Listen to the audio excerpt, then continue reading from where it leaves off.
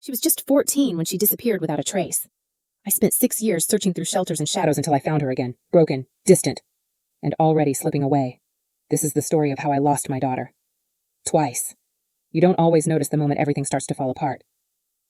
Not when it's slow, quiet, like water leaking through drywall, soft and steady until one day the whole ceiling caves in. That's what it felt like losing her. Not an explosion, just a slow, muffled unraveling. My daughter was never the kind of child who caused problems. When she was small, Lynn would hide behind my legs when strangers said hello. Her voice was soft, her eyes wide. She once cried because a cartoon character kissed another too fast. She was gentle, shy, sweet in a way that made me feel like maybe, just maybe, I had done something right. But that girl began to vanish the day she turned 14. It started with eyeliner. Just a touch. Then the shirts got tighter, the skirts shorter. I told myself it was normal, a phase. I didn't want to be the kind of mother who punished her daughter for growing up, but something inside me twisted every time I saw her reflection. Because she was changing faster than I could hold on. The fights crept in like cold drafts. First, it was over makeup, then curfews, then the boys. God, the boys. I never learned their names. Most didn't look like high schoolers. Some had tattoos I couldn't read. Others had cars that purred low and dangerous in our driveway. Lynn would storm past me like a stranger in her own home, eyes full of fire I didn't recognize. I tried to talk to her. I tried to explain that being a woman didn't have to mean being seen. She called me old-fashioned, controlling. "It's my body," she snapped one day. "You don't own me." That's when I knew. I wasn't speaking to a little girl anymore. I was speaking to someone who had learned how to shut me out.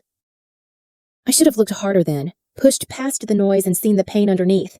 But instead, I backed off, thinking maybe she'd grow out of it. Maybe if I didn't press so hard, she'd come back to me on her own. She never did. One Thursday, while she was at school, I went looking for something I knew she had taken, a bracelet I kept in my nightstand. What I found instead was a tiny white bag tucked behind her lamp. Just one look, and I felt the blood leave my body. I'd seen enough in college to know exactly what it was. Cocaine. Maybe worse. When she came home, I waited in her doorway, the bag between my fingers. The look in her eyes when she saw it wasn't fear. It was fury, like I had violated something sacred. The screaming started fast, escalated even faster. I called her reckless. She called me a monster. The walls shook with our words. When it ended, she slammed her door so hard, a picture frame fell from the hallway wall. I didn't sleep that night. By morning, she was gone. 2 suitcases missing, her favorite hoodie, my mother's silver cross she wore on hard days, and no note. Just silence. Just absence. I called the police in a panic, reported her missing, drove through the neighborhood like a woman possessed, asked gas stations, friends, neighbors. Everyone said the same thing. We haven't seen her. First, it was weeks, then months. And somehow, without meaning to, years. I kept her room just as she left it. Her posters, her books, the chipped mug that held her pens. Every night, I sat on the edge of her bed, trying to breathe in the air she left behind, but it never smelled like her after a while. It just smelled like dust. I aged faster in those 4 years than I had in the previous 10. There were days I almost convinced myself she'd knock on the door, eyeliner smudged, voice cracking, and say, "I'm sorry, Mom. I didn't know how else to ask for help, but that knock never came." Then one day, an old friend of hers tagged her in a video on Instagram. It was a news report, a shaky cell phone recording of a protest in Los Angeles. Women holding signs, shouting for rights, for help, for survival. At first, I didn't see her. Then I did. The headline said it all: South Side Street Crisis. Voices from the sex trade. And there she was, standing in the background, gaunt, haunted, eyes wide and empty like they no longer belonged to her. And then it hit me like a train to the chest. That was my baby. My daughter was alive, but she was disappearing in a different way now. Piece by piece. The phone slipped from my hand and hit the floor, and somehow, so did I. I don't know how long I stayed there, folded over the silence, unable to move. But when I stood up, shaking, breath shallow, I knew one thing for sure: I had to find her. No matter how far she'd gone, no matter what it cost me, I booked a one-way ticket to Los Angeles that same night. Packed a duffel bag with no return plan, only one truth echoing through every heartbeat. She's still out there. The plane touched down under a gray, unfeeling sky. The airport was loud, indifferent. Businessmen rushing by, couples arguing, children crying. And I stood there, a mother without a map, clutching a grainy screenshot from a news video like it was a photograph of God. I rented a car with trembling hands and drove south, not knowing where I was going, just knowing I had to move. The streets blurred by in shades of ash and neon.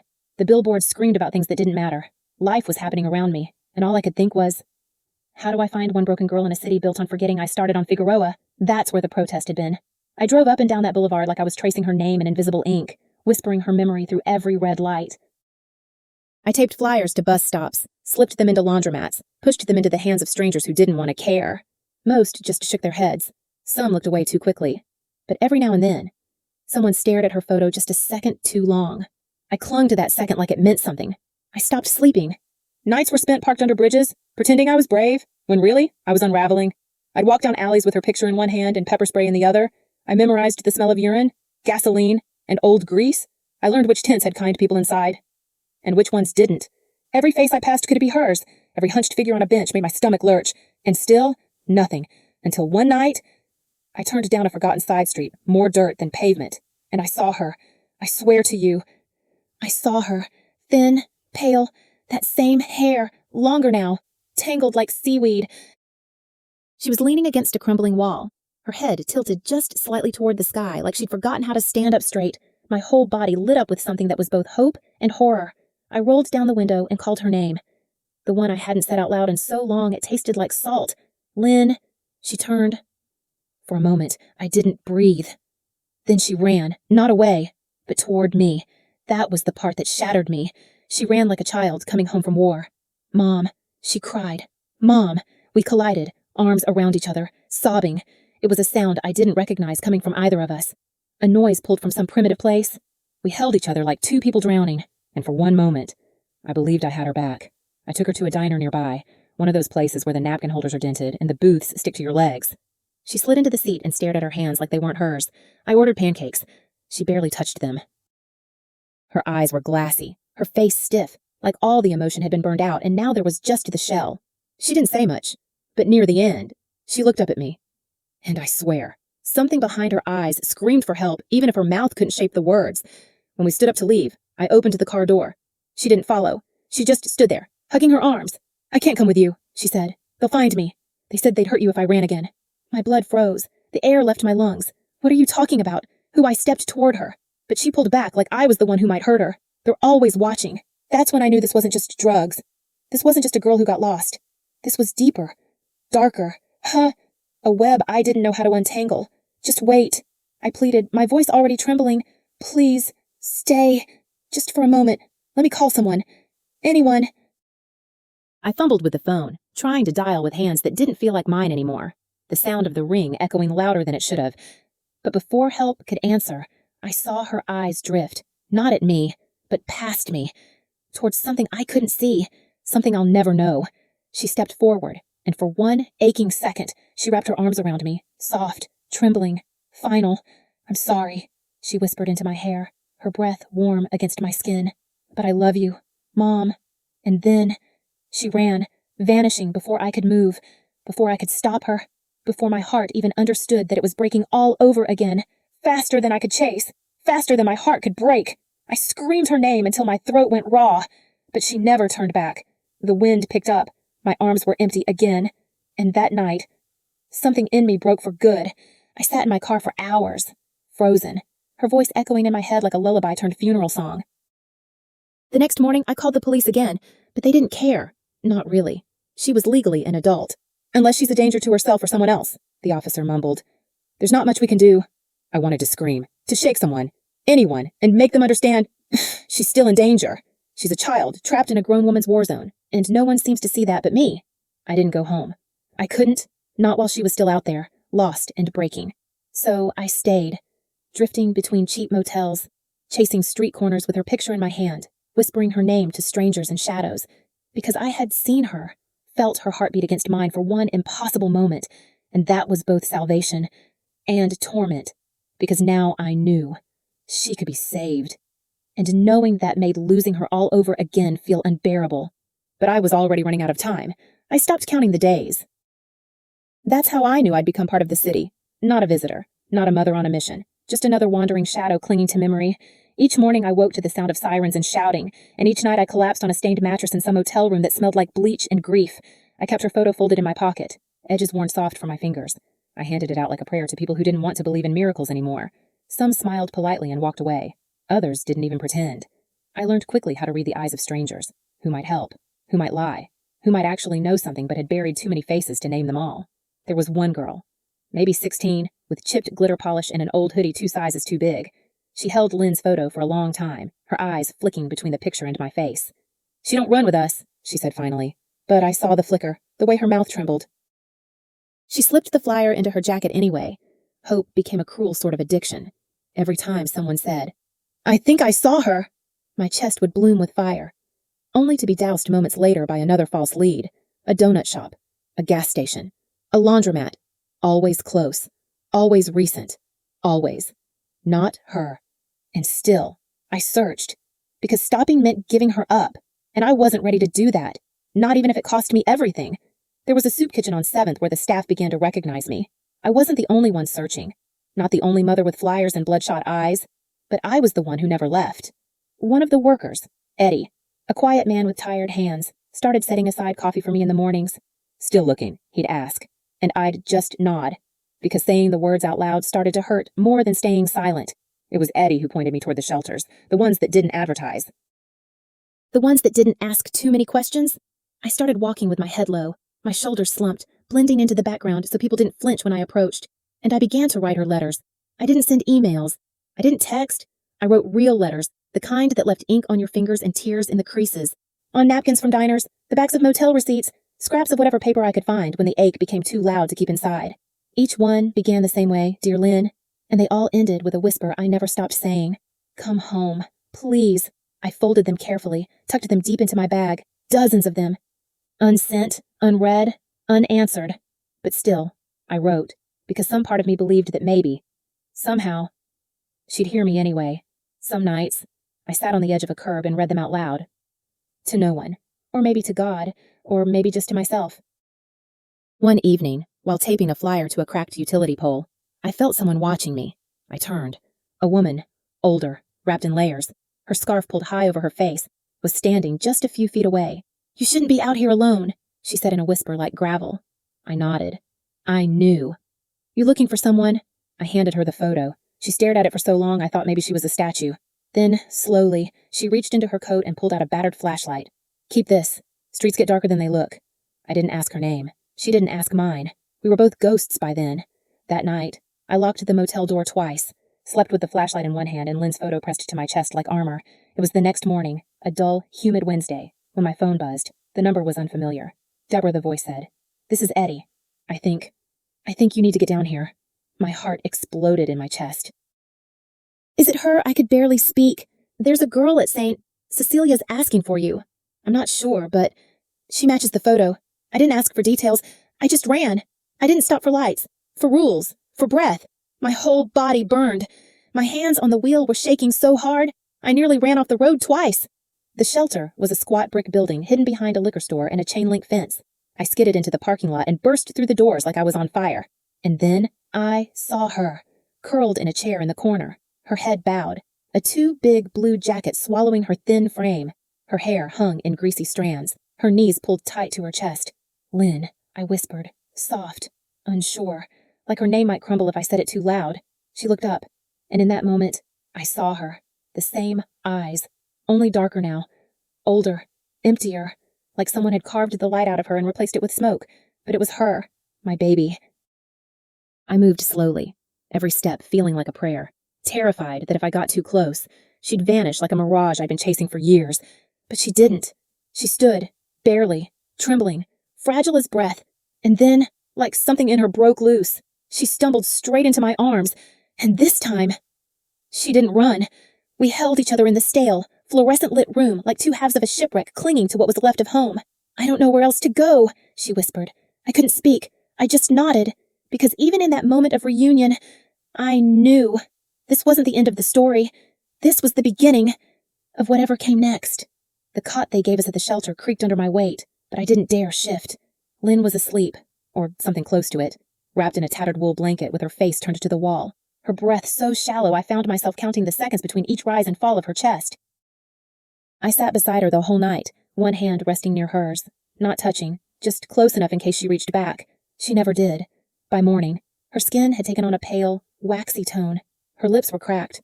Her hands trembled so badly she couldn't hold the paper cup the nurse offered her. I fed her sips of water like she was a child again, the way I used to when she had strep throat and cried because it hurt too much to swallow. Except now, she didn't cry. She didn't say much at all. "Do you want to go home?" I asked once. She shook her head. "There's no such thing anymore." I didn't argue. How could I? I had no answers, only questions wrapped in guilt. We spent the next 2 days like ghosts passing through daylight, moving from clinic to shelter, from waiting list to waiting room, from one dead end to another.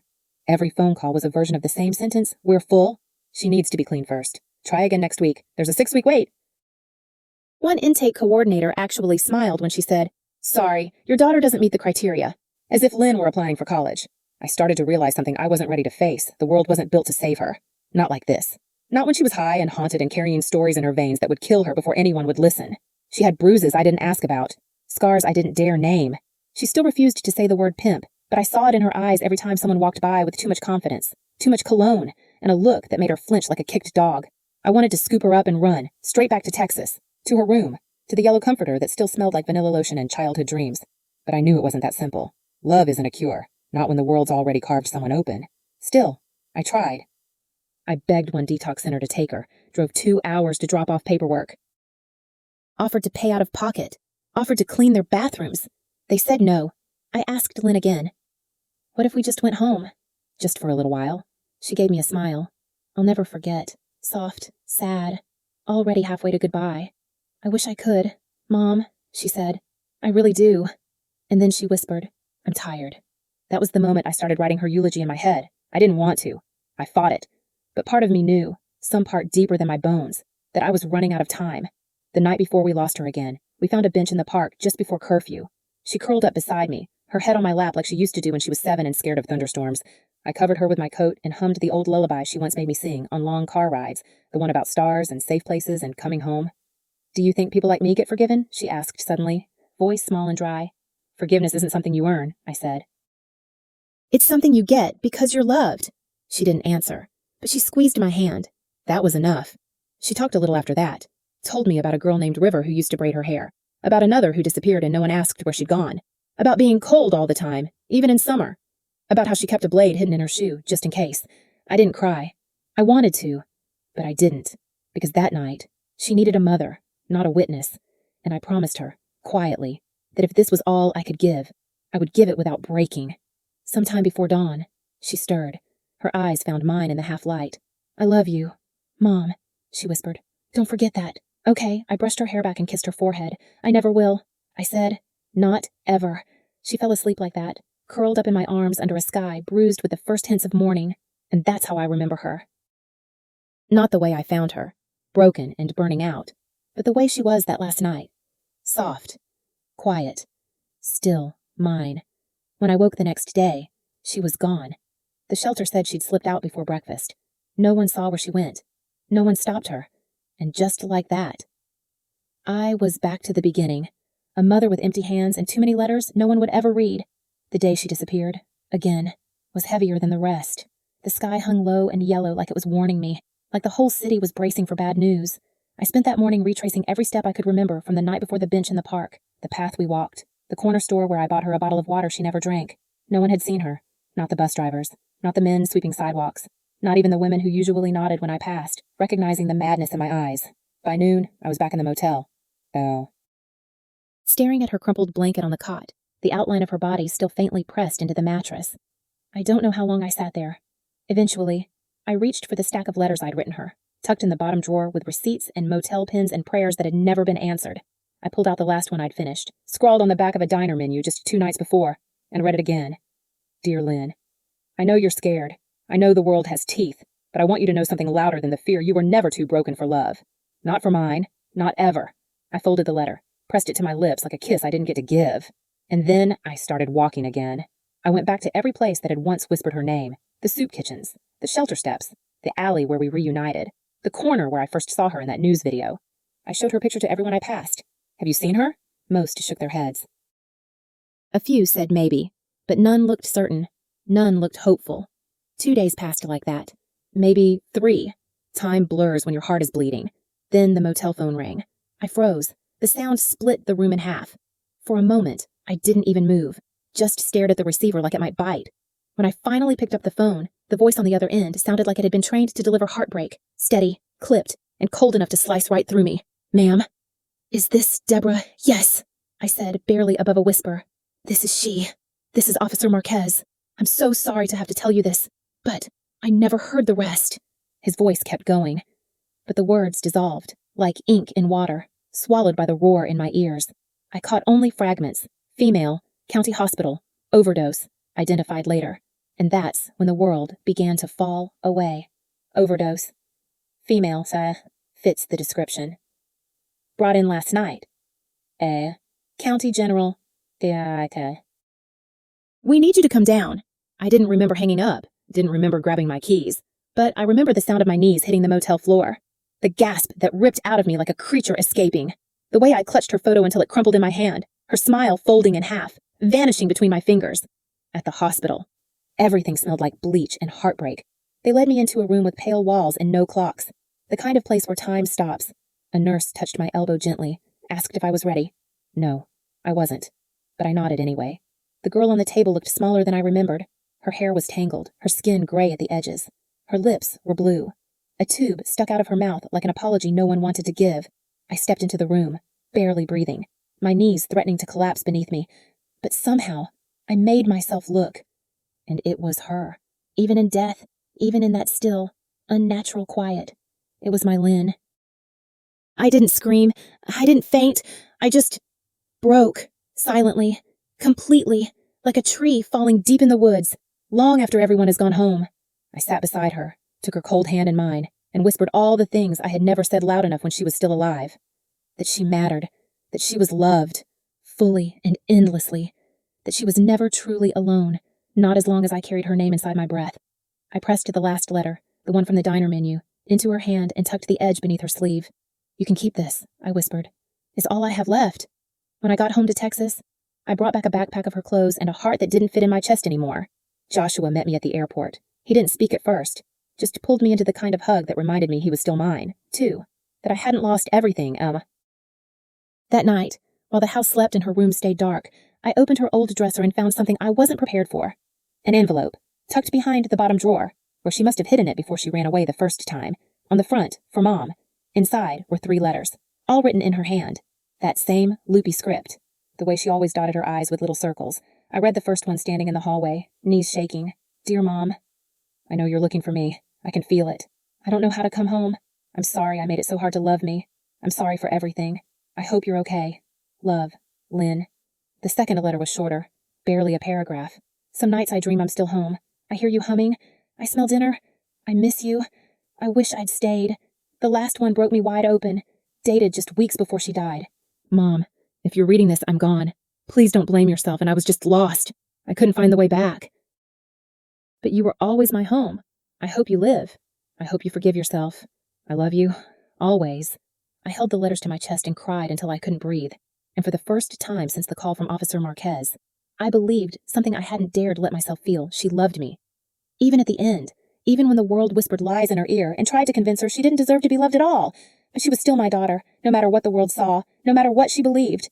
And I was still her home, even if she never made it back. The funeral came on a Sunday morning, the kind where the sky is too blue, too still, like the world has no business being beautiful on a day like that. I wore her favorite color, pale yellow, not black. She would have hated black, said it made her look like a ghost. I stood by her casket, simple, unadorned, the kind she would have rolled her eyes at and placed one of her letters in her hands. Not the ones she wrote to me, one of mine, one I hadn't meant for anyone to ever read. "Dear Lynn, you were never the problem. The world was too loud and too fast, and it swallowed you before you had a chance to grow your wings. But I loved you with everything I had, even when I was tired, even when I was afraid. And I still do." Joshua stood beside me, taller than I remembered, but quieter, too. He didn't cry. He just clenched his jaw the way his father used to when he didn't know what to say. The church was filled with people, some I hadn't seen in years. Teachers, old neighbors, women from the shelter who had only known my name as the woman with the flyers. They came not because they had known Lynn, but because they knew grief, or fear, or the shape a mother takes when her love goes unanswered. The pastor read from Psalms. Something about valleys and shadows and not being alone, but I didn't need a Bible verse to know that. I knew it in the way my mother held my hand so tightly her knuckles turned white. I knew it in the casserole dishes that lined our kitchen table, in the way Joshua tucked a strand of hair behind my ear and whispered, "She's not hurting anymore." Mom. I didn't speak for long at her funeral, just one sentence, but it carried everything I had left. She was my daughter, not a mistake, not a tragedy, not a burden to carry or fix. She was my girl, my Lynn. And if I had the chance to do it all again, even knowing how it would end, I would still choose her, every time. And with those words, I let her go. Not because I stopped loving her, but because I had to carry that love forward. In silence, in memory, in the soft spaces where her voice used to live.